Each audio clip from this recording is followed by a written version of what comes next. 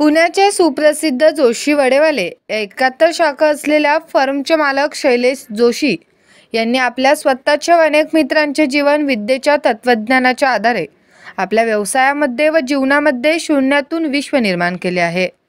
याविषयी rotary club of Sangli यांच्या वतीने जीवन विद्या मिशनचे माजी जागतिक अध्यक्ष डॉक्टर दिलीप पटवर्धन यांनी सांगली येथील रोटरी हॉलमध्ये शैलेश जोशी यांच्या घेतलेल्या मुलाखतीचा कार्यक्रम पार पडला। या मुलाखतीमध्ये ते काय म्हणाले ते पहा। कोणाच्या हस्ते केलाय? ही जे black belt holder of judo karate.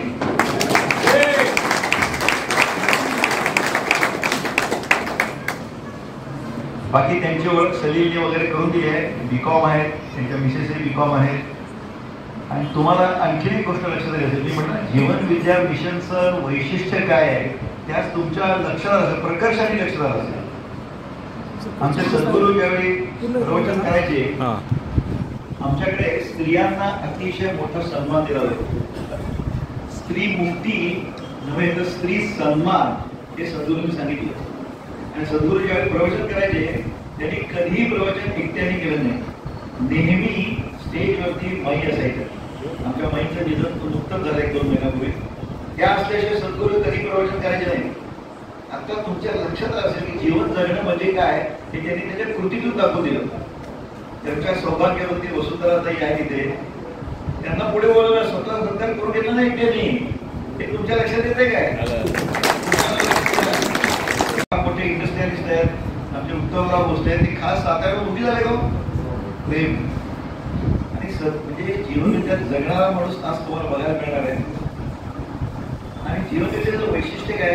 आमची प्रार्थना तुम्हाला माहिती आहे, मी बऱ्याच वेळा सांगतो, हे ईश्वरा सर्वांना चांगली बुद्धी दे, आरोग्य दे, सर्वांना सुखात आनंदात ऐश्वर्यात देव, सर्वांचं भलं कर, कल्याण कर, रक्षण कर आणि तुझं गोड नाम मुखात अखंड राहू दे। सर्वांचं म्हणजे सर्वांचा विचार करण्याची जी वृत्ती आपल्या ज्या भारतीय संस्कृती आहे, सर्वे भवन्तु सुखिनः सर्वे सन्तु निरामयाः, ही वृत्ती यांना बोलवण्याचं कारण काय? अनेक इंडस्ट्रियलिस्ट आहेत, पण त्यांनी स्वतःलाच वाढवलं नाही, त्यांनी अनेक नामधारकांना मोठे उद्योगपती करून ठेवले। आज तुम्हाला शैलेश जोशी वडेवाले माहित आहे, 70च्या वर शाखा आहेत, पण तुम्हाला रोहित वडेवाले म्हणून एक दिसेल, मई वडेवाले म्हणून दिसेल।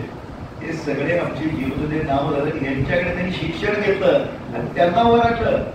बघा मनाचा मोठेपणा काय लागतो, स्वतःच्या व्यवसायाला मनाला वर आणि सोय आहे, दुसऱ्याच्या व्यवसायाला वर आहे, पण स्वतःच कॉम्पिटिटर निर्माण करणं केवढा कॉन्फिडन्स लागतो। तेव्हा खरोखरच अशी व्यक्ती आज आपल्याकडे आली, आपल्या सांगलीचं भाग्य आहे आणि आपल्याला त्यांच्या तोंडून त्यांचं सगळं जीवन कथा ऐकायची आहे। तेव्हा शैलेश भाऊ, तुम्हाला एक प्रश्न विचारतो। त्यांनी मला सांगितलं मी भाषण बिषण करणार नाही। करणारा माणूस आहे तो, भाषण बिषण करणार नाही, ही जर डुअर म्हणजे ठीक आहे, मी तुम्हाला बोलतो करतो। तर शैलेश भाऊ, तुमचं जीवनाची सुरुवात कशी तरी सांगा, लहानपण कसं गेलं सांगा तुम्ही। महाराज की जय, भारत माता की जय, जय श्री राम। जय जीवन विद्येचे शिल्पकार विश्वसंत सद्गुरुबाई माऊली, मातृतुल्य माई, आदरणीय वंदनीय प्रल्हाददादा पै, त्यांच्या सौ मिलनताई आणि आज रोटरी अध्यक्ष, रोटरी क्लबचे सर्व सभासद, माझ्यावर प्रेम करणारे सांगली, सातारा, कोल्हापूर या भागातून आलेले सर्व माझे गुरुबंधू, त्यांना सगळ्यांना मी प्रथम वंदन करतो, नमस्कार करतो। मी जीवन विद्येत येण्यापूर्वी कसा होतो हा प्रश्न त्यांनी केला की तुमचं लहानपण कसं गेलं। मी सर्वसामान्य कुटुंबातला 10/20च्या 2 खोल्या आमच्या, 11 जणांचं कुटुंब आणि त्यामध्ये आम्ही सगळे राहायचो। मला 5 भाऊ आहेत, 2 बहिणी, आई वडील, आम्ही एकत्र राहायचो। आता मी सगळ्यांना त्यामुळं लक्षात आलं असेल की लहान म्हणजे शिंदपळ आणि खूप उपद्रवी, त्रासदायक, कुठल्या गोष्टी करू नको म्हणजे की तेच करायचं। पण त्या दृष्टीने माझा प्रवास चालू होता। मला पहिल्यापासून आई वडिलांचे कष्ट पाहत नसायचे। 2 भावांची शिक्षण कमी झाली का आई वडिलांच्या संसाराला हातभार लावून, मग उरलेले आम्ही 3 भाऊ चांगले शिकलो म्हणजे त्या काळात जेमतेम ग्रॅज्युएट झालो. पण नुसतं ग्रॅज्युएट न होता बाकीच्या गोष्टी पण आम्ही करत होतो, घराला हातभार लावत होतो. मी स्वतः त्या काळामध्ये 9वी 10वी 11वी आणि 12वी FY SY TY जवळजवळ 7 वर्ष मी लोकांच्या घरी जाऊन गाड्या धुवायचो. आणि ती गाड्या धुत असताना मला वाटायचं की आपल्याकडे एकदा गाडी असेल यायची. त्याच्यानंतर शाळेला जेव्हा सुट्टी मिळायची, मला उन्हाळ्याची सुट्टी मिळेल तर संभाजी बागेत मी काकडींचा स्टॉल लावायचो. काही ठिकाणी गजरे पण विकायचे. आणि हे सगळं करत असताना अभिमान एक वाटायचा की 4 पैसे मिळेल की आपल्या आई वडिलांच्या हातात दिले त्यांना किती आनंद होईल. बाकी काही नाही, एवढ्यातच मी करत आलो. आणि ही जी वृत्ती माझी लहानपणापासून जपत मला आज ती उपयोगी पडली. आणि घरामध्ये मी सगळ्यांचा कधी लाडका झालो उपद्रवी ते कधीच कळलं नाही. डॉक्टर साहेब, मी शाळेत असताना सगळ्या स्पोर्ट्स मध्ये भाग घ्यायचो. कॉलेजला असताना सगळ्या स्पोर्ट्स मध्ये भाग घ्यायचो.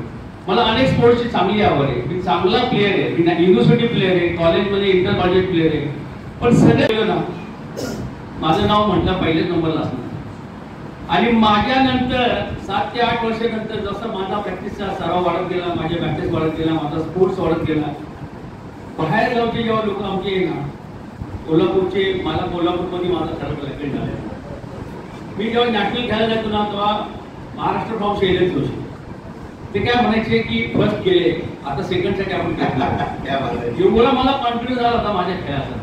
आणि 5 मिनिटाची बाउंड असायची, मी 2 ते 3 मिनिटात झोपून टाकायचो हे रिकामा. आणि असं करत करत करत करत माझ्या आयुष्याची मी शेवटपर्यंत भाऊ देणं ह्याच पद्धतीने खेळला होतो. आणि हा प्रवास माझा इथपर्यंत आला. म्हणजे बघा याच्यात तुम्हाला लक्षात येतं की पॉवर ऑफ सब कॉन्शियसमेंट, अंतर्मनाची ताकद आणि व्हिज्युअलायझेशन टेक्निक जे आम्ही जीवनविद्येत सांगतो. पहिला नंबर तो visualisation, think big, not failure but low aim is crime. हे अक्षरशः करून दाखवलंय प्रत्यक्ष जीवनात. आता ते तर जुडो ब्लॅक बेल्ट मिळवलाच, पण पुढचं आयुष्याचा ब्लॅक बेल्ट केवढा जबरदस्ती मिळवला नाही का. मग तरुणपणा तुम्ही गेलात, मग तुमच्या आणि वसुंधराताई यांचा कधी ओळख झाली, काय कसं काय झालं? मला अनेक मैत्रिणी होत्या कॉलेजमध्ये, म्हणजे आता काय स्पष्ट सांगायला हरकत नाहीये.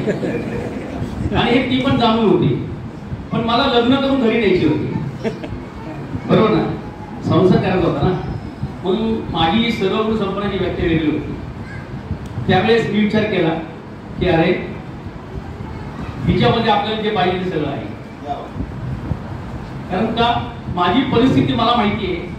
आणि मला अशी पोरगी घरी न्यायची नाही की जेणेकरून ती पटकन मला घराच्या बाहेर काढल्या पाहिजे. पण मी संपूर्ण त्या तिचं कुटुंब जवळजवळ आम्ही 6 वर्ष एकमेकांना ओळखत होतो. आणि त्याच्यातून आहे ना मी निर्णय घेतला करायचं म्हणून. पण तिला माझ्यानंतर 6 महिने लागले निर्णय घेतला. ती हो म्हणतच नसायची. अनेक परीक्षा आल्या, ट्युटोरियल आले. आणि मग मी तिला सांगायचो मी आज परीक्षेला बसणार, तू हो म्हण, नाही तर मी काय परीक्षेला बसणार. शेवटपर्यंत ती हो म्हणायलाच तयार. तू परीक्षा दे बघू, तू परीक्षा दे म्हणतो. शेवटपर्यंत ती हो म्हणायला तयार. आणि मग नंतर एक दिवशी ती मला हो म्हणली. आणि तिच्यापेक्षा मला 1% मार्क जास्त पडला ग्रॅज्युएशन. आणि खरं सांगतो खरी हुशार आहे ती. तिला 79 झाले, 10वीला तिला 73% मार्क होते आणि मला 53%. म्हणजे विचार करा माझी चॉईस किती छान आहे का. तेव्हा का मला मार्क माहितीच आहे का. पण मला आहे ना सद्गुरू कृपा आहे आमच्यावरती, असं मी नेहमी सांगतो. कपाळावर लिहिलेलं मला वाचता येईल आणि ते जमलं पाहिजे आपण. कारण आपल्याला आहे ना त्या आणि ते जमलं पाहिजे आपण. कारण आपल्याला आहे ना त्या काळात सुद्धा आहे ना मी ज्या जिद्दीने लढत होतो ना त्या जिद्दीने मी विचार केला की आपल्याला कोणत्या पद्धतीची पोरगी पाहिजे, सहज येऊन. आणि अशी डॉक्टर साहेब आम्ही दोघं एकमेकांच्या सहवासी इतके आलो, आमची मैत्री झाली, मैत्री रूपांतर प्रेमात झालं. आणि मग लग्न करायचं ठरलं. लग्न करायचं ठरल्यानंतर माझ्या हातात काहीच नव्हतं व्यवसाय, घर नाही. तिच्या घरामध्ये अंतिम करायला सुद्धा लोक आहेत आम्हाला. हो, म्हणजे विचार करा किती विसंगती आहे. पण तरी सुद्धा माझं सात्विक प्रेम हे तिने ओळखलं की खरं प्रेम करतोय माझ्यावर. माझ्या कुठल्याही गोष्टीला तो बळी पडत नाही. आणि त्या कंडिशन मध्ये तिला लग्नासाठी दर गुरुवारी ती शाळेला कॉलेजला दांडी मारायची. आणि माझ्या मनामध्ये धडधड व्हायची. कारण गुरुवारी त्यावेळेस कंपन्या बंद असायच्या. आणि त्यांच्याकडे आहे ना गुरुवारी जास्ती करून सुट्टीचे दिवस असल्यामुळे स्थळं तिला बघायला यायची आणि नेमकी ती गुरुवारी घेत राहायची आणि माझ्या घरघर व्हायचं माझं. मी तिच्या मैत्रिणीला गाठायचं का नाही आली तेवढी नेहमीच कारण ते सांगायचं. पण मला त्यावेळेस सुद्धा कॉन्फिडन्स होता की करत या पोरी बोललं करेल. आणि मग त्याप्रमाणे आम्ही दोघांनी विचार पकडला. विचार पकडल्यानंतर आमच्या दोघांनी ना ज्या दिवशी आम्ही ठरवलं लग्न करायचं, सद्गुरूंची शपथ सांगतो, आज सद्गुरू मला माहिती म्हणून सांगतो, त्या क्षणाला मी तिला बोललो होतो की यापुढे माझ्याकडून तुला कधीच दुःख येऊन देणार नाही. त्यावेळेस बरं का, ज्यावेळेस 5 एप्रिल 1983 साली जेव्हा तिने मला हो म्हणली, ती तारीख पण लक्षात होतो बघा, सद्गुरू म्हणतात ना संधी लक्षात असते. त्या तारखेला मी तिला म्हटलं की माझ्याकडनं तुला आयुष्यात कधी कुठला त्रास होऊ देणार नाही आणि कधी तुला असं मागे वळून बघायची वेळ येणार नाही की मी काय पश्चाताप केलाय, काय मी चूक केली काय. आणि या सगळ्या गोष्टीतून मी आजपर्यंत यशस्वी ठरलोय. आणि मी जो काय आत्ता आहे ना तो खरंच तिच्या विचारामुळे. म्हणजे कसं आहे माहितीये का, घरी गेलं की मला खूप झापणार आहे म्हणून मी तिचं कौतुक करतोय आत्ता असं नाही. मी खरं खरं कौतुक करतो कारण सद्गुरूंनी खरं सांगत आहे. त्यावेळेस मला सद्गुरू माहित नव्हते, काय माहित नव्हतं. आणि अशा पद्धतीने आम्ही एकाच याच्यावरती कॉन्सेप्ट झालो की नोकरी करायची नाही म्हणून आम्ही दोघांनी बिझनेस चालू करणं ठरवलं. त्यावेळेस मी थोडासा फॉर्मात असल्यामुळं मला PSIचे अट्रॅक्शन होते. आता त्यावेळेस आमच्या या 2 परीक्षा असायच्या. पहिली परीक्षा मी पास झालो, दुसऱ्या परीक्षेला मी जायच्या अगोदर 3 सांगितलं की शक्यतो तुम्ही नका या परीक्षेच्या भानगडीत पडून. म्हटलं कारण काय ते सांग. म्हणजे मला सॅल्यूट करायला नाही आवडणार म्हणाली किंवा पुढे पुढे करायला आवडणार नाही. त्यापेक्षा तुम्ही आपण दोघं म्हणून कुठलाही असा व्यवसाय करू की भले की हातगाडी असू दे तरी चालेल मला, पण आपण दोघं मिळून एकत्र बिझनेस. त्याचप्रमाणे आम्ही बिझनेसला सुरुवात केली. माझ्याकडे ती पाहिजे होती आणि मी तिथे पाहिजे होती. कारण त्यांची परिस्थिती उत्तम असताना अशा तरुणाशी विवाह केला, पोटेन्शियल बघून आणि विचार बघून. विचार कसा जीवनाला आकार आहे, जीवन म्हणतो हे त्यांनी ओळखलं. गुणग्राहकता त्यांची विशेष आहे. आणि खरोखर मला आश्चर्य वाटतंय की त्यांनी मला सांगितलं की हा जो वडापावचा काय व्यवसाय आहे की नाही त्याबद्दल काय दुमत झालं बघा. म्हणजे कोड करायचं म्हणत होतं, कोड करू नको म्हणत होतं नाही का. त्यानंतर आमचं 85 साली आम्ही 84 साली आम्ही ग्रॅज्युएट झालो. ग्रॅज्युएट झाल्यानंतर तिला नेहमीची सगळी सवय की घरात त्यांच्या स्थळ येणार वगैरे. पण मी थोडा कसा माहिती का, फ्युचरचा मी काय मिळणार दूरदृष्टी असायची माझी.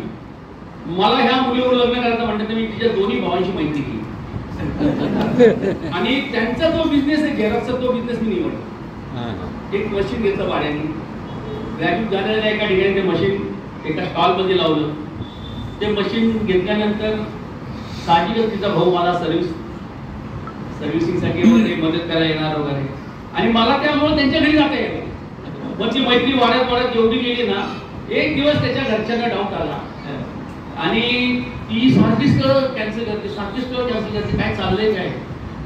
तर मग मी तिच्या मोठ्या भावाला बाहेर घेऊन गेलो आणि आमच्या इथं बालगंधर्व रत्न मंदिर त्या पॅसेजमध्ये आजूबाजूला माझे मित्र 4 असे बाजूला ठेवले होते की जर हा मला कन्व्हिन्स झाला नाही की ह्यांनी त्याला कन्व्हिन्स करायचं.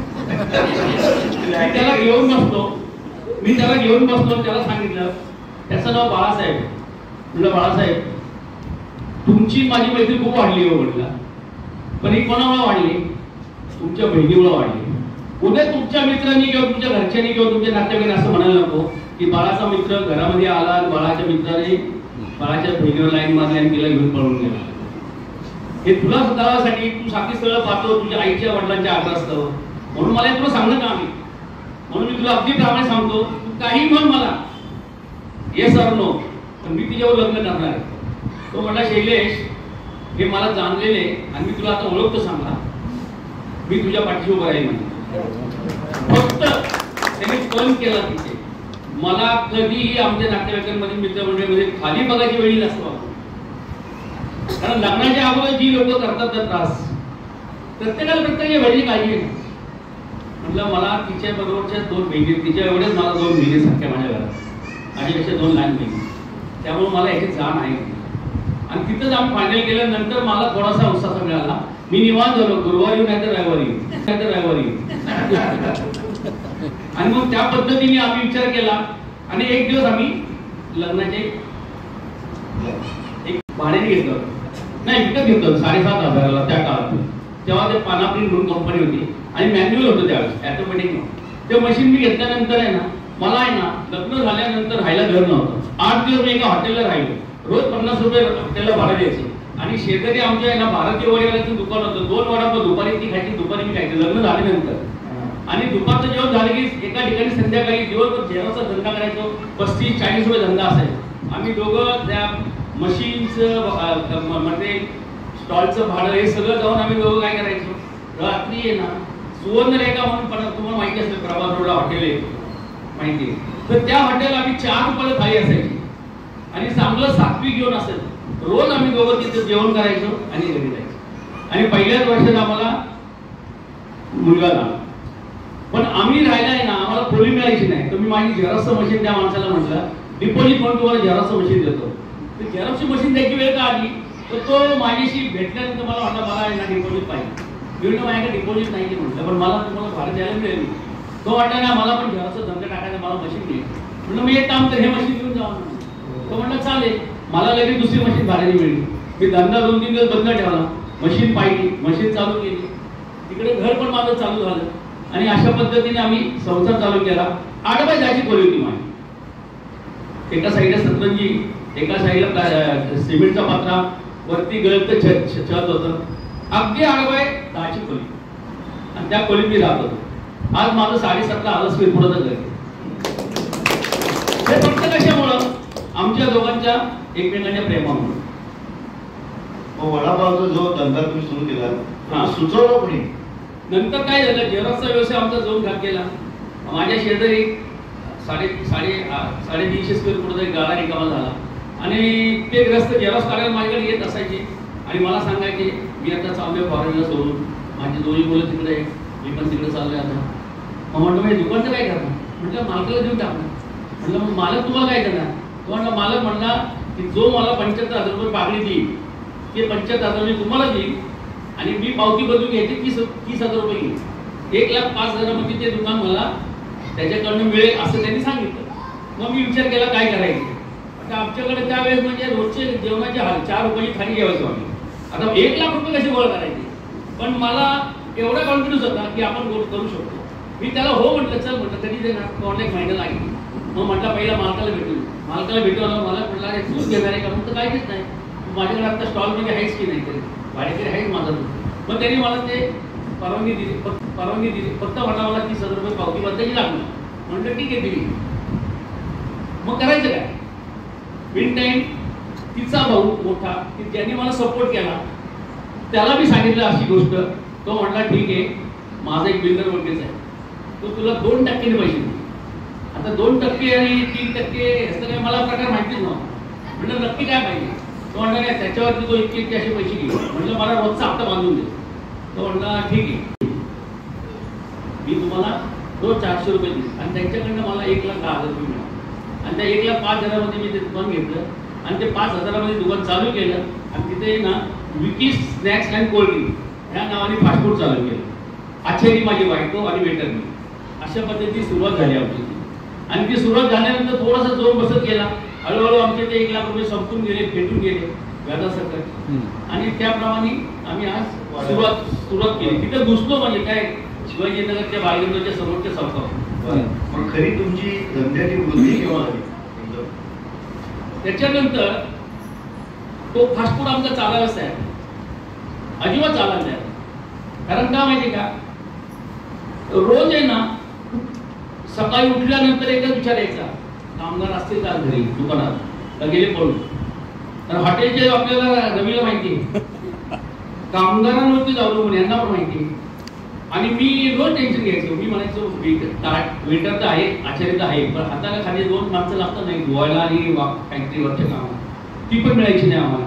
तर माझा मेवणा काय म्हणला, एक बोर्ड कर, आज हॉटेल चालू आहे आणि पाठीमागली आज हॉटेल बंद आहे. म्हणजे अशी परिस्थिती आमच्यात असायची.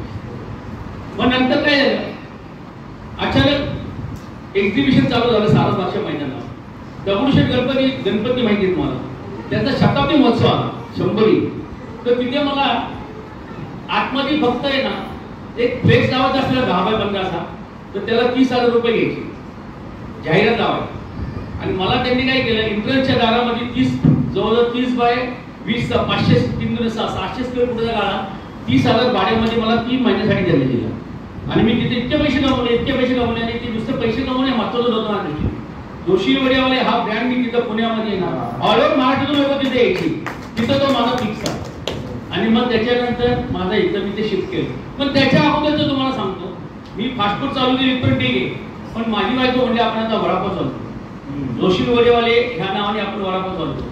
मी म्हटलं शेजारी भारतीय वडेवाले काम करतोय, त्याचा तंबाखूच्या पुड्या भरण्याचा व्यवसाय होता, तो माझ्या शेजारी राहिला होता. मला माझ्या परिसरातील लोक तोंडामध्ये माझ्या शेण घालती, तू काय याला कॉम्पिटिशन करतो, याचं वय काय, तुझं वय काय, तुला शोधता का. पण ती मला म्हणल्यावर लक्ष्मी रोडला जाण्याची दुकानं मोठी असतात, एक लाईनशीट असतात, तिथं सगळ्यांचे धंदे जाते, ह्यांचा धंदा नाही चालला.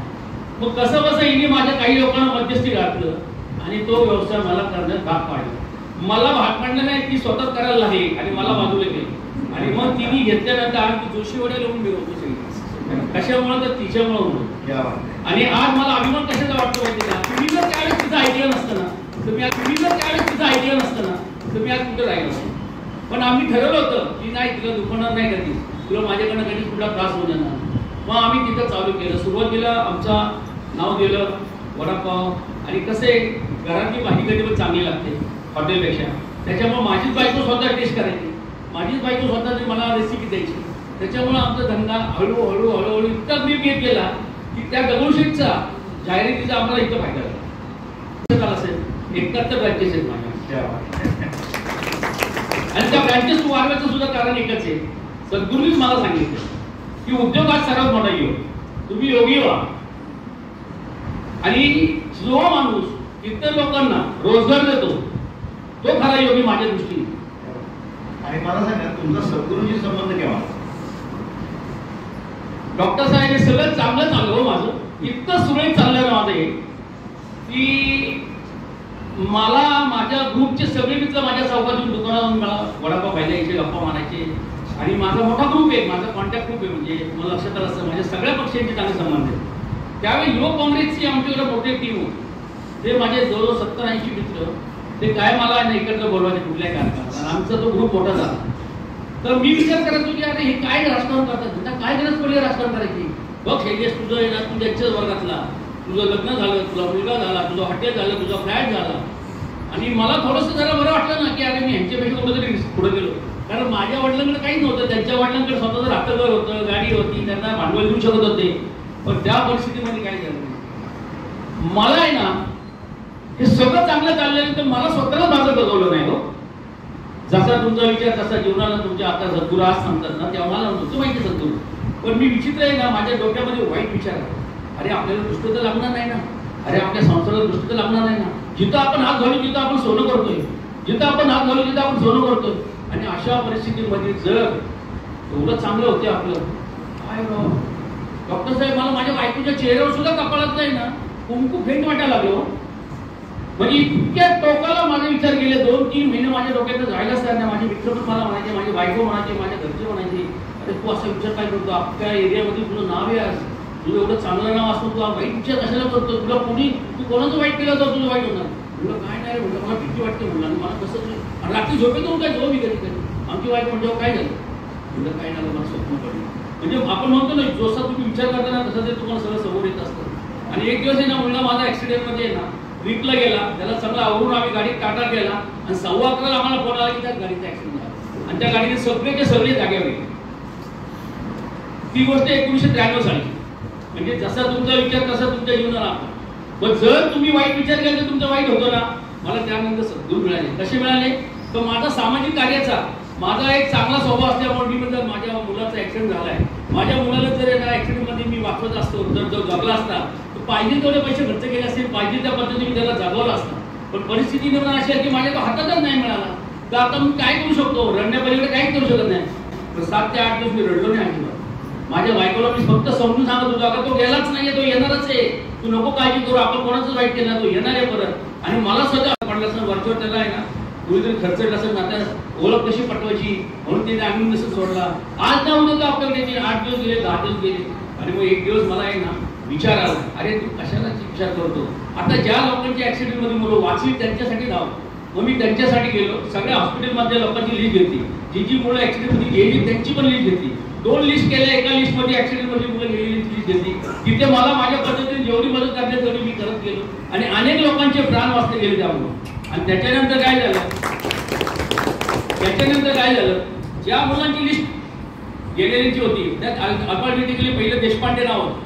आपल्या सगळ्यांना माहिती आहे, आपल्या जीवनाचे विषयचे विश्वास देशपांडे, त्यांच्या भावाचा मुलगा त्याची सापडली. मी त्याच्या घरी त्यांचं सांत्वन करण्यासाठी गेलो. काल आपले स्वर्गीय खासदार गिरीभाऊ बापट गेले ना, ते माझ्यासोबत असायचे त्या काळात. मग ते मी आणि आम्ही सगळे त्यांच्या घरी गेलो. तिथं गेल्यानंतर मी त्यांचं सांत्वन करण्यासाठी गेलो, तर त्यांचं सांत्वन करता करता तोच माझं सांत्वन करतोय की मी विचार करायला म्हणलं, अरे हा माणूस अजून शॉकमधून बाहेर पडला नाही, बहुतेक याच्या डोक्यापर्यंत झाला. बापट साहेब मला म्हटले, शेजेस चल आपण जाऊन. म्हटलं का? अरे म्हटलं काय करतो, लक्षात आलंय का त्याचं डोकं ठिकाण नाही, चल आपण बाहेर जाऊ. म्हटले विश्वास देशपांडेच्या भावाचं. म्हटलं तू चल म्हटलं आता घरी, पण लोक इथे थांबायला, कारण जास्त हे केलं तर आणखी नवर. पण मला नव्हतं माहिती तो असा एवढा इझी का म्हणत होता माहिती, तो उलट माझं सांगून का करत होता. आणि हे नंतर आहे ना, मी सगळ्या त्या परिस्थितीतून बाहेर गेल्यानंतर महिना 1.5 महिने त्या माणसाची माझी पुढे त्यांना मैत्रीने वाढत गेलो. म्हणजे नक्की काय सोडून त्याने मला एक पुस्तक दिलं हातामध्ये. मी म्हटलं तिने अशा आधी जर त्याचं समाधान मिळालं दिलं असं. पण नंतर मला कळलं, हा विश्वास देशपांडे, हा उमेश देशपांडे सगळे भाऊ. उमेश देशपांडेने अनुभव घेतलेला नव्हता, विश्वास देशपांडेने अनुभव घेतला होता. विश्वास देशपांडेंच्या घरी सद्गुरूंचं येणं होतं, जाणं होतं, आणि त्या घरामध्ये सद्गुरूचं वास्तव्य असल्यामुळं त्या घराचं वातावरण कसं होतं त्यांना ते पचवता आलं. Positive thinking. त्यामुळं तुम्हाला ते पटलं. ते झाल्यानंतर देशपांडेने मला सांगितलं, शैलेश होता कळलं ना तुला आमच्याकडे वातावरण, तसं तुझ्याकडे वातावरण आपण बदलून टाकू. तू गाजू जाऊन नव्हतो, आमच्याकडे हरिपाठ असतो, तो हरिपाठ यायचा. आता हरिपाठ यायचा म्हणजे तर मी येतो तुला. पण तुम्हाला सांगतो ना, अक्षरशः त्याच्या अगोदर मी वर्षभर आहे ना सही भीत फिरत होतो. 1.5 वर्षाची मुलगी होती माझी, एकच मुलगी मला त्याच्यानंतर, एक मुलगा गेला आणि मुलगी होती. बायको, मी आणि मुलगी 1.5 वर्ष आम्ही शांतता मिळण्यासाठी ह्या देवाला जा, त्या देवाला जा, ह्या बाबाकडे जा, त्या बोवाकडे जा, त्या भक्ताकडे जा. 25,000 किलोमीटर माझ्या गाडीचं रनिंग झालं. गाडी चालवायला मीच, धंद्यावर लक्ष नाही, कशावर लक्ष नाही. देशपांडेंचं ऐकलं, देशपांडे म्हणजे शैलेश आणि अनुभव. आता काय अनेक बाबांकडे जातो, तसा आणखी एक बाबा भेटलेत आपल्याला, म्हणून मी त्यांच्याकडे गेलो, त्यांचा अनुभव घेतला. अनुभव घेतल्यानंतर आम्ही असं सद्गुरूचं दर्शन घेऊन आम्हाला म्हणजे पेढे वाटा देशपांडे म्हणजे की ते त्यावेळेस पेढे वाटायचे. मग मी ते पेढे वाटता सद्गुरू देशपांडे पटकन म्हटले, याला सोडून नको, मला धरून ठेव. आता त्या काळामध्ये ना मी सगळ्यांना बऱ्यापैकी आहे ना, आपल्याला सहन होत नाही, रोजचं जेवण काय होतं, उठल्यापासून तेच डोक्यात, आपण आत्महत्या करतो. पण मी तर देशपांडेने कधी बोललोच ना. मग देशपांडेने सद्गुरू का असे बोलले की ह्याच्यावर लक्ष द्या, याला धरून ठेव. आणि नंतर मला असं कळलं का धरून ठेव आणि का लक्ष ठेव. माझ्या आयुष्याचं पोट कल्याण सद्गुरूंना करायचं होतं, पण ते मला कळत नव्हतं. आणि त्या पद्धतीने मग मी देशपांडेंचं ऐकलं, देशपांडेंकडे गेलो. देशपांडेकडे गेल्यानंतर मला थोडंसं जरा बरं वाटायला लागलं. पण परत गेले माझ्या मागल्या, मी त्यांच्याकडे माझं मन रमायचंच नाही. परत त्याचे 6 महिने गेले. 6 महिने गेले तर आम्ही अनुभव घेतला, सगळं झालं. सद्गुरूंनी आम्हाला प्रार्थना म्हणायला लावल्या, हरिपाठ करायला लावला, प्राण्यात भाग घ्या, गंधविधी करा. ते सगळं सांगत असताना मी ना हो हो म्हणायचं, करायचं. 6 महिन्यानंतर देशपांडेंनी मला परत फोन केला, म्हणजे शैलेश सद्गुरू आहेत ना, चिंचवड आहे नाही लोणावळ्याला आहे ना, तर तुला येणं जमेल. म्हटलं असतं नाही, किती दिवस काय केलं म्हटलं 3 दिवस. मग म्हटलं उद्या ये. म्हटलं चाललं. आता मला त्याला कटवायचं होतं, कारण मी अनुभव घेतले सगळे, पण मला त्याला कटवायचं होतं. मी पहिले दिवस झालं, दुसऱ्या दिवशी पण त्याचा फोन आला. मला म्हणजे शैलेश तू येतोय ना, मी कासारवेळी थांबलोय, तुझ्या गाडीत आपण पुढं तसंच सरळ जाऊ. आणि येताना माझ्या बायकोला गाडीत घेऊन ये. म्हणजे माझी बायको आणि त्याची बायको आणि तो, आम्ही चौघं त्या कार्यक्रमात जाणार होतो. तर मी हो नाही करता करता ते टाळलं. दिवस मी त्याच्या बायकोला कळवलं मला काही येताना नाही, तर मला जायचं नव्हतं. पण तिसऱ्या दिवशी काय झालं, सद्गुरूंची कृपा होणं होती ना माझ्या. विश्वास देशपांडेने मला फोनच नाही, डायरेक्ट त्या वेळेला माझ्या डायरेक्ट घरी आले. आणि मी बरोबर घरी सापडलो जेवायच्या टाइम. म्हणजे शैलेश जायचं ना आपल्याला, हो मी तुमचीच वाट बघतो, चला जाऊया ना. कारण का माहिती का, ज्याला ह्या गोष्टी जमतात ना त्याला सगळं जमतं. मी इमिजिएट इन्स्टंट त्याला बोललो हो म्हटलं. बरोबर ना? मी इन्स्टंट त्याला म्हटलं आणि तुम्ही वाट बघतो. मग त्याची बायको तो माझ्या घरी आले. आम्ही दोघं आम्ही चौघ सद्गुरूकडे गेलो. 6 महिन्यापूर्वी आम्ही घेतला. हरिपाठ म्हणत होतो, प्रार्थना म्हणत होतो, कार्यात भाग घेत होतो, काहीच करत नव्हतो. त्याच्यानंतर काय झालं, सद्गुरूकडे गेलो. लोणावळ्याला सद्गुरू असे एका रूमच्या बेंद्रे म्हणून साहेब त्यांच्या घरी बसले होते. आणि आमच्या साधकांना एक सवय आहे की सद्गुरू आली की त्यांच्याशी चर्चा करायची, गप्पा माझी सद्गुरूंना खूप आवडायचं. आणि त्या निमित्ताने आम्ही बसलो होतो. तेवढं मी माझी बायको आणि देशपांडे बायको आम्ही आग एंट्री केली. सद्गुरूंनी नमस्कार केला आम्हाला. एवढं मोठे मग आम्ही गेलो, तुमच्या पाया पडलो. मला बरं वाटलं. माझ्या बायकोला म्हणले माया प्रार्थना म्हणते ना. माया म्हणल्यानंतर माझ्या डोक्यात तो आणखी प्रकाश पडला. म्हणजे नाव कसं लक्षात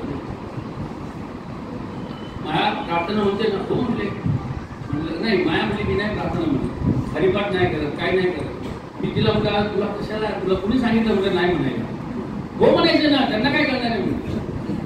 आणि अक्षरशः ह्या वाक्यात मी बोलल्यानंतर आहे ना तिने ना खरं सांगितलं आम्ही काय करत नाही. मला वाटतं तर रागवतील किंवा आम्हाला सोडून देतील आमचं नाव. पण त्यांनी आमचा पिक्चर नाही सोडला. तसं देशपांडे सद्गुरू मला तिला काय म्हटले, प्रार्थना म्हणत जा, हे होणार आहे आणि हे चांगलं होणार, नको काळजी करू तो होईल. पण कसं आहे माहिती का, त्यावेळेस फक्त माझ्याकडे एकटेकडून गाडी असेल आणि त्या सद्गुरूंना मी गाडी घेऊन जायची. मला असं वाटतं की मी सद्गुरूंना घेऊन चाललोय. अरे पण ती व्यक्ती नव्हती रे ती. पण त्यावेळेस मला काय माहिती ते किती ग्रेट सद्गुरू आहेत, की किती म्हणजे आपल्या काय सांगू तुम्हाला आज छान अनुभव आहे. आणि मग त्यावेळेस कळलं मला की ते सद्गुरू आहेत ना ग्रेट होते रे. त्यांनी सांभाळून घेतलं आपल्याला. आणि मला त्यांच्याशी काय बोलताच नाही आलं, एक शब्दही बोलता नाही आलं, कुठल्याच गोष्टीवर चर्चा करता नाही आली. मी सोडून दिलं. आता म्हटलं माया आपण सद्गुरूशी काहीच ऐकत नाही, प्रार्थना म्हणत नाही, हरिपाठ म्हणत नाही, कार्यात भागत नाही, गंधेटी करत नाही. पण त्यांनी आपल्या प्रश्न काय उत्तर द्यावे, त्यांनी आपल्याला का म्हणून हे करा रिस्पॉन्स द्यावा. ठीक आहे म्हटलं आता एक काम करू आपण सद्गुरूंना आपण या कार्यक्रमाला आलोय ना, देशपांडेच्या बायकोला जाता इथं सोडून जाता येणार नाही. मग आपण त्यांना गाडी घेऊन जायचं ना, चला जाऊया. तेवढं पालो साहेब आले, महाराज वेळ झाला, महाराजांनी उठले, शर्ट घातला, लगेच निघाले कार्यक्रमाला. मला माझ्या बायकोचा चेहरा असा एकदम बारीक झाला. म्हणजे आम्हाला काय बोलतच नाही. माझे आणि माझ्या बायकोचे प्रश्न सगळे सेम होते ना, त्यामुळे आम्हाला उत्तरं पाहिजे होती. एकही प्रश्नाचं उत्तर मिळलं नाही. आम्ही गेलो देशपांडेच्या, आता त्यांना आणायचं म्हणलं तर त्यांच्याबरोबर गेलो प्रवचनाला गेलं. इकडे पुरुष बसले, इकडे महिला बसल्या, एवढे मोठे डास आम्हाला चावत होते. मी माझ्या बायकोला म्हटलं प्रवचन तुला जर 5 मिनिटाच्या पहिल्या पिक्चरामध्ये आपण बसूया आणि हळूच तुला बोर झालं ना, तुला मी फुलवतो, आपण गाडीपाशी जाऊन बसू गाडीमध्ये. देशपांडे आले, प्रवचन संपले की त्यांना घेऊन घरी जाऊ. आणि दर्शन त्या अगोदर झालं होतं. पण मी बसतो प्रवचनाला आणि विषय त्या सद्गुरूचा इतका छान लागला. सद्गुरूंनी असा चालू विषय केला जसा तुमचा विचार तसा तुमच्या जीवनाला आपला. आणि विषय असा झाल्यानंतर काय झालं, मला आहे ना सद्गुरू एक मुद्दे घेत होते. तशा पद्धतीने माझा एक प्रॉब्लेम सॉल्व्ह होतो. माझ्या एका प्रश्नाची उत्तरं मला तिथं मिळत होती. आणि हे मिळत असताना मी देशपांडेकडे बघायचो आणि देशपांडेकडे बघून झाली माझ्या बायकोकडे बघायचो. कितीतरी दिवसांनी मला माझ्या बायकोचा चेहरा मला फ्रेश वाटला. आणि मी विचार केला, अरे म्हटलं देशपांडेंना माझे प्रश्न माहीत नाही, माझे प्रश्न कुठल्या गुरुबंधूंना माहीत नाही, फक्त मला माझ्या बायकोला माहिती. हे सद्गुरूंना कळलं कसं? अरे सद्गुरूंना प्रश्न विचारची गरज लागत नाही हो. आणि माझे सगळ्या प्रश्नांची उत्तर अख्ख्या प्रवचन सद्गुरूंनी दिली. आता तिथून काय करायचं, समाधान मानलं मी म्हणले शैलेश जोशी फक्त तुझ्यावर प्रवचन चालू. आणि हे प्रवचन संपल्यानंतर आता निघून जायचं ना. मी देशपांडे म्हणजे सद्गुरू आपण काय करू, चला गेलो. सद्गुरू नाही करायला जातं. सद्गुरू म्हणजे तुझी बायको तिला घेऊन म्हटलं. देशपांडेना म्हणले तर जोडीन तसे एके पद्धतीने म्हणणं नाही, तुला सद्गुरू जेवढं सांगितलं तेवढं तर. मग मी गेलो माझ्या बायकोला घेऊन तिथे. काय माया झालं का तुला सामान?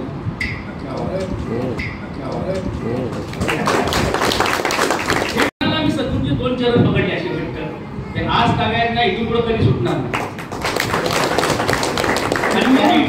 त्यानंतर तुमच्या आयुष्यात आणखी काही प्रसंग आले, घर बांधताना वगैरे काही प्रसंग आले त्यानंतर जर नंतर तुम्ही अध्यक्ष केव्हा झाला पुढे झाला? त्याच्यानंतर सांगतो ना, चालेल ना.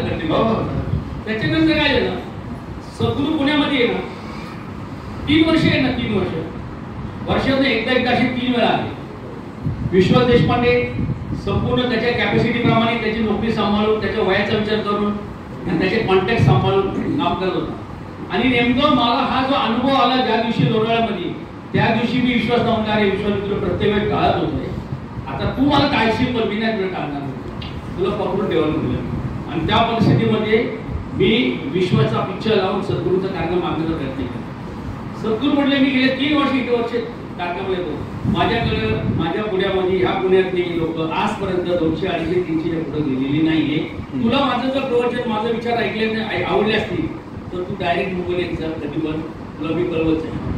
म्हणजे सद्गुरू पण आहो प्लीज म्हणलं पुण्यात त्यांना आहो. आता त्यावेळी विश्वास देशपांडे होते त्याच्याबरोबर फक्त 14 होते त्यातले 2 म्हटलं 60च्या वरचे होते. आता मी त्यांच्याबरोबर आहे ना सद्गुरू आपण करूया. नाही नाही म्हटलं मला जमणार नाही म्हणजे ह्याला काय महत्व आहे का नाही आमच्या ह्याला तुमची पुण्याची लोक ऐकत नाही. मी म्हटलं सद्गुरू माझ्या घरी जर एखादा कार्यक्रम असेल ना त्या कार्यक्रमाला मला 3000 पत्रिका लोकांना वाटावं लागतं. निदान तेवढी 3000 लोक तरी तुमच्या मी पुढे राहून बसवतो म्हटलं. आणि त्यांना ते ना माझं काय पुन्हा वापी झालं ते आणि त्यांनी मला सांगितलं ठीक आहे मी येतो. आणि आल्यानंतर सद्गुरू 1 दिवस येत नव्हते त्यांनी मला 3 दिवस कार्यक्रम केला. कार्यक्रम केल्यानंतर त्यांनी नियोजन केलं डॉक्टर साहेब आणि नियोजन असं केलं की शेगडे तुझ्या परिस्थितीला सद्गुरूने एवढं सामोरे जाऊन आहे ना तुझ्यासाठी तुला एवढं तयार करून दिलं पॉझिटिव्हिटी. ती पॉझिटिव्हिटी अनेकांचे अनेक वेगवेगळे प्रश्न आहेत त्या सगळ्या प्रश्नांना उत्तर सद्गुरू देतील वेगवेगळ्या पद्धतीने. पण प्रत्येकाचे प्रश्न वेगवेगळे असले तरी उत्तर एकच असणार त्यांना. तू हा कार्यक्रम तुझ्या भागात नाही तू हा कार्यक्रम तुझ्या भागात नाही. आणि मग त्याप्रमाणे सद्गुरूने कार्यक्रम मला दिला. कार्यक्रमाला मला 3 महिने अवकाश होते. 3 महिन्यामध्ये कार्यक्रम कसा करायचा यासाठी आहे ना ज्या ज्या लोकांनी व्याख्यानाचे कार्यक्रम केले ज्या ज्या लोकांनी धार्मिक कार्यक्रम केले त्या सगळ्यांना मी भेटायला जायचं. आणि त्या सगळ्यांना भेटायला गेलं तर विचारायचं की तुम्ही कार्यक्रम कसे करायचे का रे नाही माझ्या सद्गुरूचा मला कार्यक्रम करायचा. अरे म्हणलं माझे वडील आमदार आहे राव मी नगरसेवकेचे आमचे कार्यक्रम आम्ही 700-800 पुढे कधी गेले नाही. काय म्हणतो मला 10,000 लोक गोळा करायचे. म्हणलं मी माझ्या सद्गुरूंना 3000 शब्द दिलाय. कुठेतरी 3000 म्हटलं तर 10,000 गोळा होतं 10,000 म्हटलं तर 3000 गोळा होती. नाही म्हणलं तू असल्या विचार करू नको म्हटलं. ठीक आहे म्हटलं मला आहे ना काय करता येईल ते सांगा. मी चॅलेंज नाही केले त्यांना. पुढारी लोकांना चॅलेंज केले की त्यांना राग येतो. मी त्यांना चॅलेंज नाही केलं. मी त्यांना काय सांगितलं काय करावं लागेल. मग त्यांनी मला सांगितलं की बाबा आमच्या अण्णांना भेट. अण्णाने पण सांगितलं एवढेच लोक येते मिलिंद एकपोटे माहिती असेल नाव ऐकून ते मला भेटले. त्यांना मी विचारलं म्हटलं भाऊ आपल्याला कार्यक्रम करायचं सद्गुरू येत आहे तर तुमच्या संस्थेला भेट द्यायसाठी आम्ही त्यांना आणणार आहे तर चालेल का आणलं. अरे वा म्हटले चांगलं आहे पण म्हटलं मला कार्यक्रमाचं नियोजन करायचं तुम्ही मला थोडीशी मदत करताल का. ते म्हणले अरे म्हणजे नियोजन मला मदत द्या म्हणजे मला माहित नाही कार्यक्रम कसं घ्यायचा आहे काहीतरी तुम्ही मला आयडिया द्या ना लोकांची उपस्थिती वाढली पाहिजे. ते म्हणजे कार्यक्रम कुठं करणार आहे म्हटलं मॉडर्न कॉलेजच्या मैदानावर करणार आहे. अरे ऑफिस हॉलमध्ये घे बाबा मैदानावर घेऊ नको कारण मी आज तारीख कधी ऑफिस मैदानावर घेतलं नाही म्हटलं मला मैदानावर घ्यायचं मी माझ्या सद्गुरूंना 3000 लोक पुढे बसणार आहे. पण मी त्याला सांगितलं मला 10,000 लोक बोलावं. मग त्यांनी मला आयडिया दिली. मला म्हटलं तुम्ही एक काम करा मी ह्या भागाचा नगरसेवक आहे माझ्या वॉर्डामध्ये त्या आजूबाजूला 5 किलोमीटर जी लोक राहतात त्यांची मतदार यादी माझ्याकडे आहे. ती मतदार यादी मी तुम्हाला देतो आणि त्याच्यात तू ये ना सिलेक्शन कर कोणाला तुला पत्र पाठवायचं कोणाला तुला पत्र पाठवायचं. तू प्रत्येकाला 15 पैशाचं पोस्टर आहे ना ते पत्र पाठव. तू जर पत्र पाठवलं ना तर लोकांचे हित लागेल आणि लोक येतील आणि त्या पत्रामध्ये मजकूर तुझा स्वतःचाच टाक. आणि सद्गुरूंनी कार्यक्रम ज्यावेळेस दिला ना त्यावेळेस शैलेश जोशी म्हणून दिला होता. त्यावेळेस मंडळ आमचं जास्त मोठं नव्हतं. शैलेश जोशी म्हणून दिल्यानंतर माझी सगळी जबाबदारी होती. त्यावेळेस फ्लेक्स नव्हते मोबाईल नव्हते पण तरी पेजरवरती आम्ही भागून घ्यायचो हाताने बोर्ड करायचो. 400 बोर्ड आम्ही पुणे शहरात लावतो त्यावेळेस. आणि मग तो कार्यक्रमाचं नियोजन केलं. मला कार्यक्रमाला ना प्रचार कसा करायचा माहित नाही लोकांची व्यवस्था कशी करायची माहित नाही. पावले साहेबांनी फोन केला मी म्हणलं पावले साहेब असा आम्हाला कार्यक्रम करायचा आहे आम्हाला नामदार पाठवतील का. ते म्हणजे तुला किती नामदार पाहिजे म्हटलं 300 लोक दे पाठवतो. म्हणजे शैलेश 300 लोक कशाला म्हणतात मी म्हटलं हो अरे खायची गोष्ट काय 10 लोक आम्ही कशाला जातो म्हणजे तू 300 मागतोय म्हटलं मला 10,000 लोक गळत नाही. 300 लोकांना पालक साहेबांनी पाठवलं माझ्याकडे. त्या 300 लोकांची राहण्याची जेवणाची आणि सगळ्या व्यवस्था आपण तिथं सद्गुरू सगळी छान झाली. तिथे इतकी छान झाली ना की जो विश्वास देशपांडे 5,000 मध्ये 3 वर्ष कार्यक्रम करायचा त्या विश्वास देशपांडेला माहित नव्हतं की तुझी ताकद किती विश्वास. मग ती विश्वासला मी दाखवून दिलं की विश्वास तळ्याकाठी आहे ना जेव्हा एखादा वाघ जातो पाणी प्यायला तेव्हा त्याला लोक सांगतात तू वाघ आहे टरकळी पोट बसले तुझ्या आजूबाजूचे पक्षी पळून जातील प्राणी. तसं विश्वासला मी त्याला एका तळ्याकाठी नेलं. त्याला सांगितलं तू आतापर्यंत ऑफिसमध्ये ज्या पद्धतीने काम करतोय त्या पद्धतीने तू ज्या कंपनीला तुझ्या गाड्यांचे कॉन्ट्रॅक्ट दिलेले त्या गाड्यांचा मालक आगा म्हणून ते तुला गाड्या पुरवतात. तू इतक्या वर्ष त्यांच्याकडे दिवाळी साधं पाकिट पण घेतलं नाही कारण तू सद्गुरूचा शिष्य आहे. तू त्यांच्याकडनं साधी मिठाईच्या पुढं पण घेतला नाही तरी तुझ्या घरी आणून तुला देतात. तुला एवढा रिस्पेक्ट येते हे तू आम्हाला नेहमी सांगतो ना. मग आता एक काम कर. तो म्हटलं काय माझ्याबरोबर चल त्या आगान म्हटलं काय काम काय तू सांग. म्हटलं काय नाही त्यांची शिफ्ट बस सेकंड थर्ड असती त्यांच्या सेकंड थर्ड असतील, त्यांच्याकडे जवळजवळ 700 गाड्या आहेत. त्यातल्या गाड्या आपल्याला 40 गाड्या पाहिजे. आणि त्या गाड्या कुठं पाहिजे? सकाळी 8 वाजता मुंबईमध्ये 300 लोक ज्या ठिकाणी मी राहायला ठेवली त्या सोडायची. त्याच्यानंतर संध्याकाळी 8 वाजता परत त्यांना सगळ्यांना गाडीत भरवायचं आणि परत त्यांच्या निवासस्थानी सोडायचं. आम्ही डबे वगैरे घेऊन सगळ्या लोकांना मॅनेजमेंटचं कौशल्य. त्यावेळेस आम्ही दुपारचा जेवणाचा डबा सुद्धा त्यांना घेऊन पाठवतो. 1 ते 4 पुण्याला लोकांना सुट्टी असते माहिती, त्यामुळे 1 ते 4 प्रचार बंद असायचा. मग त्या प्रचारामध्ये आम्ही त्यांना स्पॉट द्यायचो, या मंदिरात थांबा, त्या मंदिरात थांबा, या शाळेच्या हॉस्टेलला थांबा. अशा पद्धतीने आम्ही तो 9 दिवस प्रचार जोरदार केला. आणि जो सद्गुरूंचा कार्यक्रम आम्हाला 3 दिवस मिळत नव्हता, कार्यक्रमाचा पहिला दिवस आला. कार्यक्रमाचा पहिला दिवस आल्यानंतर आमचे महापौर आम्हाला भेटले. अरे शेती एवढा मोठा तू कार्यक्रम करतो, तू पुण्याच्या लोकांना कळवलं नाही, नगरसेवक कळलं नाही, म्हणलं मला त्यांचं काय कळलं नाही, काय करायला पाहिजे? ते म्हटलं एवढे मोठे सद्गुरू तुमच्या पुण्यामध्ये येतात, मी आज पहिल्यांदा अख्खं पुणे सजवलेले. त्यावेळेस त्यांना काळ आणि पिवळं होतं बघा, फक्त नाही का पांढऱ्या ह्याच्यावरती काळ आणि पिवळा पण अक्षर लिहायचं. अख्खा लोकांना गावी झाल्यासारखं दिसत होतं. सद्गुरू शिवामाचा पैसा, सद्गुरू शिवामाचा पैसा, सगळं ते नाव पहिल्यांदाच ते नाव. म्हणजे 3 वर्ष सद्गुरू तिथं 3दा कार्यक्रम केले, पण सद्गुरूचं नाव कधी माझ्यासारख्याला कार्यकर्त्याला कळलं नव्हतं. पण त्याच्यात तिथं कळल्यानंतर त्या प्रचारामध्ये एवढा प्रचार झाला, मी सुद्धा आहे ना त्या कार्यक्रमाचे नियोजन या सद्गुरू कृपेने एवढं जबरदस्त केलं होतं, कारण मला दिला होता तो कार्यक्रम. मग माझ्या मुलीचं लग्न असल्यामुळे मी माझी बायको एक एवढंच नमस्कार करायला थांबलो, या करायचं. आणि लोक लोंढेचे लोटे यायचे. अहो मी तुम्हाला आश्चर्य वाटेल, 12,000 लोक कधीच्या मैदानात घुले मला कळते. आणि नुसती लोटे नाही, सद्गुरू गेट कशी मला पहिले भेटले आणि गेट मध्ये सद्गुरूंनी असते त्यांचे ते नेमचा पाटील साहेबांना माहिती सद्गुरू असे सद्गुरूंनी असं तोंड वाटतात. आणि मग मला सद्गुरूंनी माझा हात हातात धरला. तर मी एवढा जवळजवळ 1 तास तिथे उभं राहिलो की थकलो. नमस्कार करून सगळ्यांना. ते शैलेश जोशी बोललो, त्यांचं आम्हाला पत्र आलं म्हणून आम्ही. ते शैलेश जोशी बोललो, त्यांचं पत्र आम्हाला आलं म्हणून मग मीच म्हणायचो मीच या. आणि मग ते सगळे बसले, त्याच्यामध्ये DSK कोणीतरी सुद्धा बसले बरं असेच.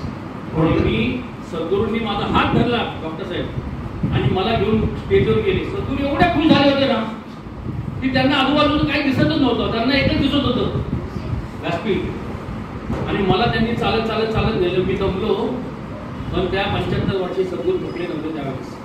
आणि सद्गुरूंनी मला स्टेजवर नेलं. मी सद्गुरूंना पोहोचवलं.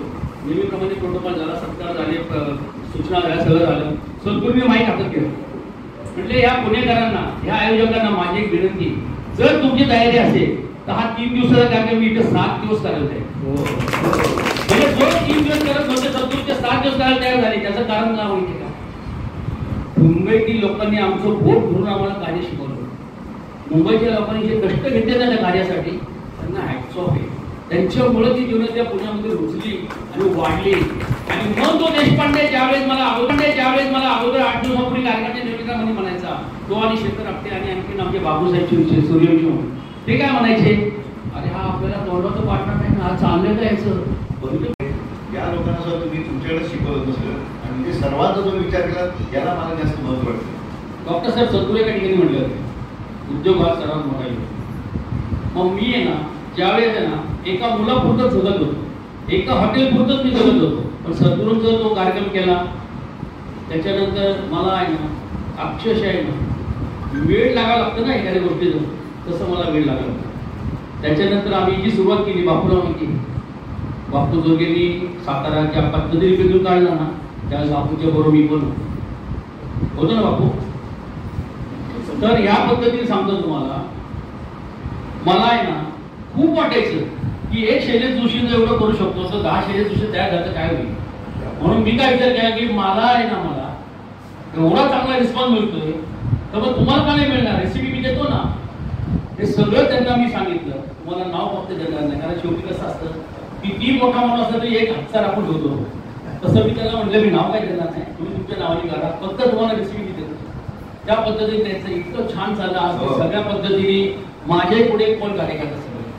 त्यामुळे मला असं वाटलं की आपण एका मुलापुरतं मर्यादित न राहता आपल्याला आहे ना जेवढी तिने सांगितलं ना उद्योगात सर्वात मोठा येईल, तर मग एका मुलापुरतं मर्यादित राहता 1000 आपण लोकांना गाणे उभे करू. आणि प्रवचन सद्गुरू बोलत होते, शैलेश तुझे 111 राज कमीत कमी होणार.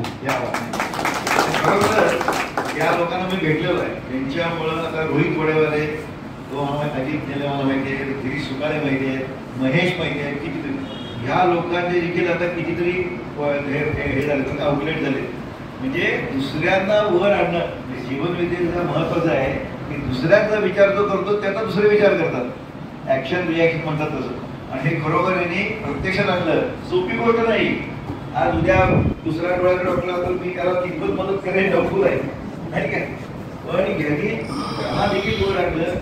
हे मला थोडक्यात सांगायचं की असं मनाचं मोठेपण मी फक्त आणखी एकांकडे बघितलं. तुम्हाला माहिती आहे हनुमंतराव गायकवाड माहित असतील तुम्हाला, त्यांच्याकडे त्यांनी असंच केलं. रहमतपूरच्या मुलांना शेतकऱ्यांना मुलांना त्यांनी गाव मिळवून दिलं. आणि आज कष्ट करते इतकं कष्ट आम्ही कोणीच केलं. कारण काय माहिती की 80% काम करते, 20%च मी करतो. कारण मला आहे ना सद्गुरूच्या कार्याचं, मला सामाजिक कार्याचं खूप म्हणजे खूप वेळ लागेल. आणि मी सामाजिक कार्य का करतो माहिती आहे की माझ्या जीवनाचा प्रचार प्रसार त्यांच्यासाठी व्हावं. आता मला सांगा तुमची मुलं काय काय करतात सध्या? मला त्यावेळेस 1.5 वर्षाची मुलगी होती, मी जेवढी झालो. ती आता 29 वर्षाची, 29-30 वर्षाची. ती एवढी झाली, डॉक्टर आहे. 2 नंबर मुलगी ती माझी वकील, ती चांगली प्रॅक्टिस करते. आणि मुलगा हॉटेल मॅनेजमेंट झालेला, तो माझ्यावरच काम करतो. असा आमचा प्रवास आहे. खूप अप्रतिम त्यांचा सगळा प्रवास आहे. मुख्य तुमच्या त्यांच्या सांगतो बोलण्यात लक्षात हे सगळं शक्य कशामुळे झालं माहितीये का? जीवनविद्येचं तत्वज्ञान आचरणात आल्यामुळे. जीवनविद्ये सद्गुरूने जे सांगितलं, सद्गुरू ज्या पद्धतीने सांगत गेले, तुम्ही त्यांना सहजतेने घेऊ नका हो. तुम्ही असे ओराशी घट्ट वागा. ते जे सहज बोलतात ना, ते खूप महान आणि खूप वेळ आपल्या आयुष्याच्या पोट करण्यासाठी बोलतात. म्हणून मला सांगायचंय, मी आहे ना प्रामाणिक सांगतो तुम्हाला, त्या सद्गुरूचं कार्य करा. कार्य ही मोठी साधना आहे ना डॉक्टर साहेब. म्हणजे मी स्वतः माझ्या मनातून सांगतो, म्हणजे मी स्वतः आहे ना प्रत्येक क्षणाक्षणाला अनुभवतो. आणि म्हणून तुम्हाला सांगतो की सद्गुरू कोणाचं कधीच काही ठेवत नाही हो.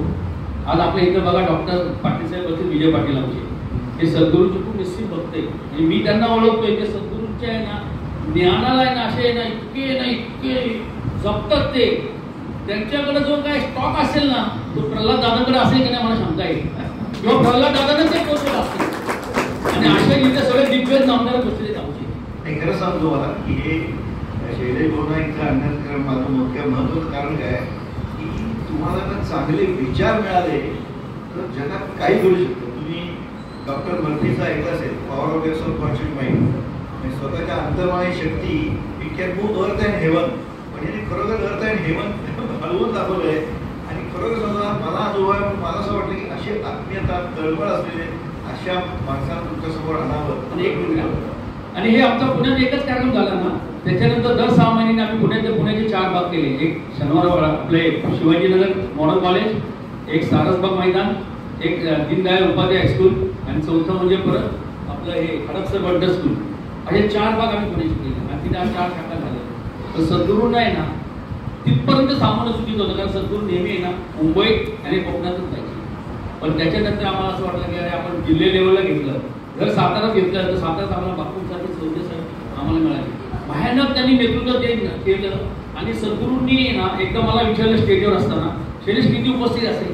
मी म्हटलं असेल 25-26. शैलेश किती उपस्थित असेल? मी म्हटलं असेल 25-26-27 असेल. त्यांनी मला रागवले माझे. म्हणजे मला इकडे हा शैलेश बघ काय म्हणतो, तिथं बोलतोय हा 65,000च्या वरती लोक असतील. हे सद्गुरूंची उपस्थिती कमी सांगितलेली सुद्धा सहन होत नव्हती. एवढं. त्याच्यानंतर जिल्हा लेवलला कार्यक्रम झालेला फायदा काय होतो माहिती का? त्या तालुक्या लेवलला ना बाकीचे कार्यकर्ते मिळतात, तिथे शाखा वाढतात. म्हणून आम्ही काय नाशिक, नगर, सांगली, सातारा, कोल्हापूर, त्याच्यानंतर आमचे पुणे, इकडे लातूर, नंतर आम्ही बऱ्याच ठिकाणी आम्ही कार्यक्रम केले. लक्षात आलं जबरदस्त कार्य आहे. यामध्ये महत्वाचं सद्गुरू भाव आहे त्यांच्या मनात. व्हायब्रेशन जी असतात ती ट्रान्समिट होतात. हा माझा स्वतःचा अनुभव आहे. म्हणून मला एकदम अप्रिशिएट का होतं तर आज आमचा जो सौरभ इथं आला त्याचं कारण केवळ सद्गुरूंची वाचा सिद्धी. की ज्यावेळी सौरभ इंटर्नशिप करत होता त्यावेळी मला म्हणायचे तुम्ही हे कार्य केलं पाहिजे, हे विचार चांगले आहेत, तुमच्यासारख्या लोकांनी हे तुमचं पाहिजे. कुठलाच विचार वरून खाली जास्त चांगला जातो ना, त्याला तुम्ही विचार. डॉक्टर मला एक किस्सा सांगायचा आहे. 96चा कार्यक्रम जेव्हा सद्गुरूंना 3 दिवसाचा 7 दिवस करायचा होता. 3 दिवस कार्यक्रम करण्यासाठी मी ज्या पद्धतीने कष्ट केले, ज्या पद्धतीने म्हणजे खर्च केले, त्यांनी जाम झालो तुम्ही. आणि मला सद्गुरू अमरनाथ एवढे कळाले नव्हते ना. आणि ते आले डायरेक्ट बोलले 3 दिवसाचा कार्यक्रम आई जगाची तयारी असेल तुम्ही 7 दिवस करायला तयार. मी हजरलो. म्हणजे सद्गुरूंना काय बोलायला काय जातो. हो ना, मला टेन्शन आलं. अख्खं मैदान आहे ना सद्गुरूंच्या कार्यक्रमाला रिस्पॉन्स होतोय, टाळ्या वाजवतोय. मी विचारतो का वाजतोय, माझ्या डोक्यात येतात विचार पुढचे 4 दिवस कसे भागवायचे, पुढचे 4 दिवस कसे भागवायचे. पण सद्गुरूंनी काय केलं काय माहित नाही मला. मी आपलं आहे ना कार्यक्रम संपला पुढारी लोक सगळे आले जवळ येतो उद्या असं करत गेले. कार्यक्रम आपल्या नियोजनात होता. प्रत्येक जण मला मी आपला बरंच ना नाट्य हसणं करायचो, त्यांच्याकडे पाहायचं हो या असं करायचो मी आणि प्रत्येक जण जायचे. पण माझ्या डोक्यामध्ये घालून माझी की 4 दिवस कसे भागवायचे. पण त्यात पालसाहेब बदली झाले एकदम. मला म्हटले शरीर हे काय म्हणतात बघ ना, थांबव जरा. तर डोकं हे होतं ना, थांबाव जरा म्हटलं. त्यांना काय सद्गुरूला त्यांच्या घरी न्यायचं असेल किंवा सद्गुरूला त्यांच्या दुकान न्यायचं मी ओळखत नव्हतं ना कोणाला. तर ते म्हटले शैलेश ते काय म्हणते त्यांचा बघ ना आहे. थोडा निवांत झालो त्यांच्याकडे गेलो आणि त्यांच्याशी बोललो. म्हणजे शैलेश आत्ता सद्गुरूंनी 3 दिवस कार्यक्रम दिला होता ना, तो 4 दिवस वाढवलाय. आता पुढच्या 4 दिवसात सगळा खर्च मी करायचा. म्हणजे तुम्हाला आश्चर्य वाटेल हे सद्गुरू साधेत का हो. त्यांनी सगळे व्यवस्था. आणि तुम्हाला माहिती का तो माणूस कुठला होता. तो माणूस मुंबईहून आला, त्याला अजिबात वेळ मिळत नाही. आणि त्यावेळेस तो ड्रायव्हर घेऊन मुंबईला आले. मुंबईला त्यांना बाळासाहेबांनी फोन केला की एकदा तुम्ही पुण्याचं नियोजन बघा. महाराष्ट्रात सद्गुरूच्या कार्यक्रमाचं सगळ्यात पहिलं आणि महत्वाचं आणि मोठं नियोजन सद्गुरूच्या लाईफ मधलं पहिलं असेल ते. तुम्ही या बघायला त्या आग्रासह ते आले. म्हणजे सद्गुरूंनीच त्या माणसाच्या मनामध्ये घातलं. सद्गुरूंनीच त्यांना तिथं आम्ही सोडलं आणि सद्गुरूंनी त्यांच्याकडे ते करून घेतलं. पण तुम्हाला आश्चर्य वाटेल तो माणूस काय म्हणला की मी पुढचे 4 दिवस तयार करायला आहे. तुम्हाला सगळ्यांना माहिती आहे ना व्हिनस केकचे मालक कारवडकर साहेब. मी एवढा खुललो ना की एवढा मी निगेटिव्ह मध्ये होते तासभर. तो माझा विचारच चेंज झाला. आणि ते पुढे कुठे जातात तर लगेच मांडावाले असं म्हणतात शैलेश कुठल्याही जनरेटर पासून लाईट पासून स्पीकर पासून खुर्ची पासून कशाचाही 4 दिवसाचं भाडं मी लावणार नाही. त्याच्यानंतर पहिला विषय जेवणाचा आणि राहण्याचा. ज्यांचे फ्लॅट घेतले होते जे जेवण ठेवत होते म्हणजे आमचेच बंधू होते. त्यांनी सांगितलं शैलेश तू काळजी करू नका 4 दिवस आमची जेवण वाढवतो. 1 रुपयात सुद्धा त्या कारभारकरांकडे आम्हाला न घेता ह्या मोटर सरपूरनी सद्गुरूंनी हा सगळा कार्यक्रम उच्चारण करून घेतला. अहो का नाही व ताकद वाढणार आपली. आणि एवढं सगळं झाल्यानंतर कुठेतरी एक टप्पा रिकामा होता. कारण का एक मुलगा गेलाय माझ्या ऍक्सिडेंट मध्ये, तोच मला मिळाला पाहिजे. वाईट विचार केला होता तसा तुमचा विचार तसा तुमच्या जीवनाला आता. एकेकाळी निगेटिव्ह विचार केला तर तुझं वाटवळ झालं. तुझं निगेटिव्ह विचाराप्रमाणे तसं घडलं. मग सद्गुरूंना चॅलेंज करणार जर आहे ना जसा तुमचा विचार तसा तुमच्या जीवनाला आकारणार. तर सांगा त्या सद्गुरूंना माझाच तो मुलगा मिळाला पाहिजे. जरी मी माझ्या हाताने आधी दिली असेल ना तोच मुलगा मला मिळाला पाहिजे, तोच मुलगा मला मिळाला पाहिजे. अक्षरशः आहे ना वेळा पिसा झालो होतो त्या विचाराने. मी त्या विचाराने माझ्या प्रार्थना बाहेर पडायच्या. पण अनुसंधान फक्त तेच असतं ना माझा तोच मुलगा येणार. बघू तरी म्हणलं ट्राय करू. आणि एक दिवस काय झालं मुलगी मला झाली. त्याच्यानंतर दुसरा मुलगा झाला. मुलगा झाल्यानंतर सद्गुरूंना फोन केला. सद्गुरूंना सकाळी 6:30 फोन केला. संतोष होते म्हटल्यावर सकाळ सद्गुरू ना हे करतात योगा करतात जागे असते. म्हणलं नाही आपण 9:30 फोन करू. नाही ना म्हणजे आत्ताच करा. लावला मी सद्गुरूंना फोन लावून सद्गुरू पहिल्याच बिलमध्ये उचलला. बोल शैलेश मला कळालंय. म्हटलं काय कळालं. म्हटलं एवढं सकाळी तू फोनच करू शकत नाही मला. तुला मुलगा झाला ना. अरे तो ऑनर्स होता. मी म्हटलं सद्गुरू मला मुलगा झाला. मग तुला काय झालं. म्हटलं मला मुलगा झाला. अरे मग तुला काय झालं. म्हटलं आनंद झाला. मग त्याचा नाव आनंद ठेव. काय म्हणते सद्गुरू त्याचं नाव आनंद ठेव. आणि त्याचं नाव आनंद ठेवलं. तो आता मॅनेज करतो सगळं आनंदच मॅनेज करतो सगळं. काय तुम्हाला सांगू सद्गुरू काय द्यायचं ठेवलं. 8 बाय 10च्या खोली जाणाऱ्या शैलेश जोशींवरती इन्कम टॅक्सची रेट पडली. 1.5 किलो सोने घेऊन गेले होते. बरीच कॅश घेऊन गेले होते. पण सद्गुरूंच्या व्यासपीठा बसतोय. सद्गुरूंची शपथ घेऊन सांगतो माझ्या मोबाईल मध्ये आता संपूर्ण आहे ना रिसीट आहेत. इन्कम टॅक्सच्या ऑफिस मधून गेलेलं सोनं कधी कोणाच्या हातात परत मिळेल एक आजपर्यंत. मला 1.5 किलो सोनं माझ्या ताब्यात परत आलं. माझे 90 लाख मला रिटर्न आले रिफंड आले परत. हो काय आहे. अहो मला हे सांगितलं तर पाहिजे ना लोकांना. अहो आपण याच्यासाठी नाही चालू. पण हे सुद्धा आपल्याला महत्वाचं आहे ना. जे काय पाहिजे ते देणारच ना. जे काय पाहिजे ते देणारच सद्गुरू. याची ओळख करून घेणार ते आपण घेणारच आहे. पण जे सद्गुरूंना द्यायचं आहे ना ते सद्गुरू आपल्याला भरपूर देतात. फक्त कष्ट करा. फक्त सगळे नावाला पेटून उठले. घराघरात जीवनाची प्रार्थना घराघरात भजन साधना आणि घराघरात सद्गुरूचा स्टिकर लागणार आहे. म्हणून मला आहे ना या सद्गुरूच्या बद्दल अभिमान वाटतो. मला तुम्ही आज खरंच बोलवलं ना, मला सद्गुरूचं गुणगान गायला मिळालं. पण मी खरंच तुम्हाला सगळ्यांना सांगलीकरांना आहे ना मानस शेवटी काय संदेश देणार सगळ्यांना? काय संदेश देणार? अहो उद्योग आज मोठा योग आहे क्या ना, बात आहे. उद्योगच करा ना तुम्ही. अहो या सद्गुरूंनी काय म्हणून तुम्हाला आश्चर्य वाटेल. अहो त्यांच्याकडे काय कमी आहे? काय कमी त्यांच्याकडे? उच्च विद्याविभूषित पूर्ण फॅमिली त्यांची.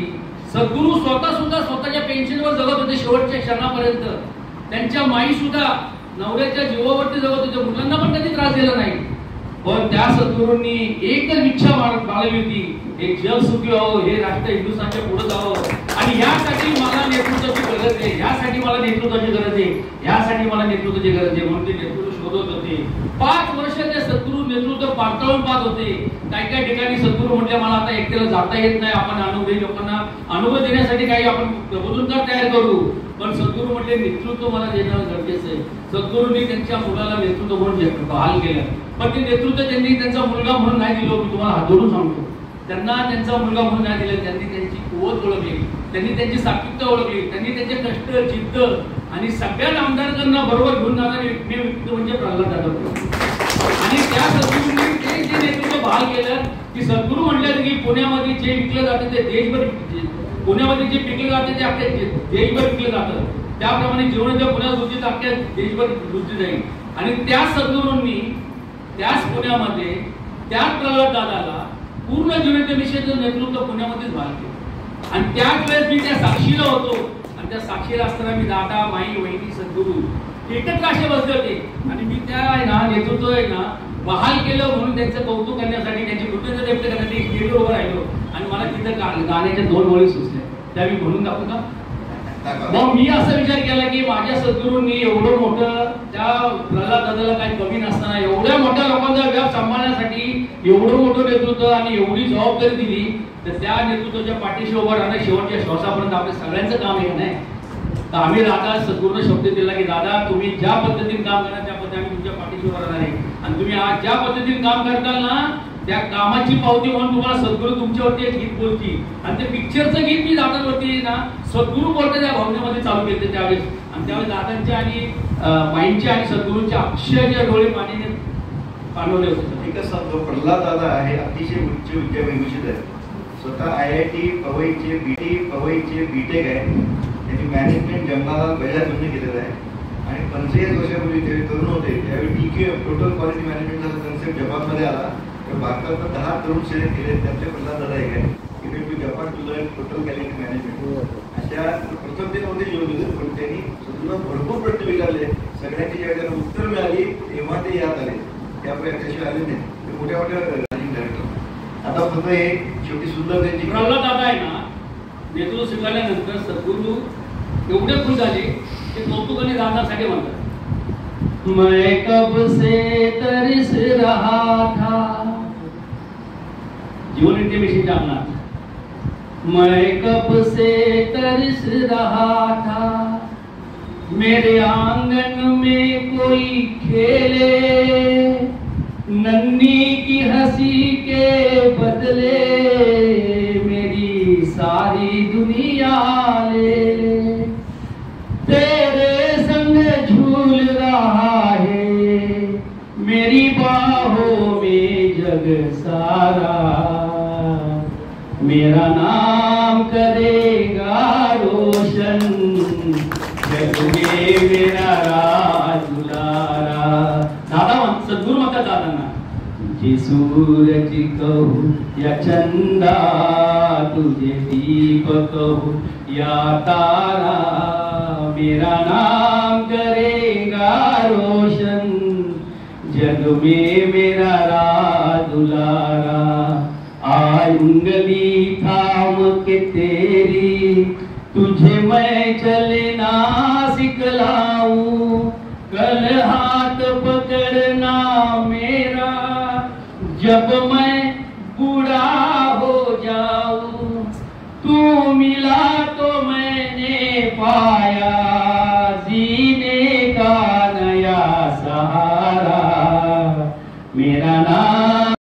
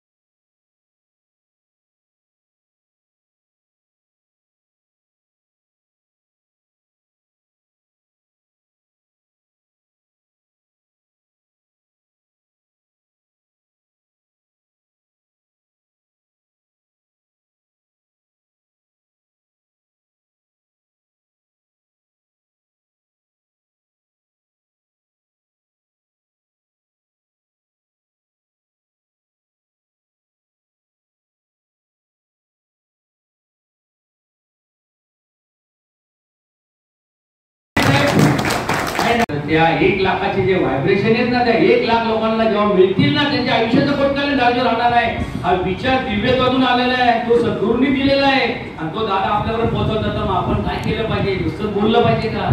म्हणून मी तुम्हाला आहे ना रोटरी क्लबची खरंच धन्यवाद मानतो की मला तुमच्या माध्यमातून सातारा, सांगली, कोल्हापूरच्या लोकांची बोलता आलं. काय चुकलं असेल ना तर मला माफ करा.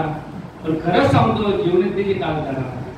अहो खरं सांगतो विश्वाला द्या. जीवन विद्या म्हणजे काय माहिती का, आपलं जीवन विश्वाला द्या.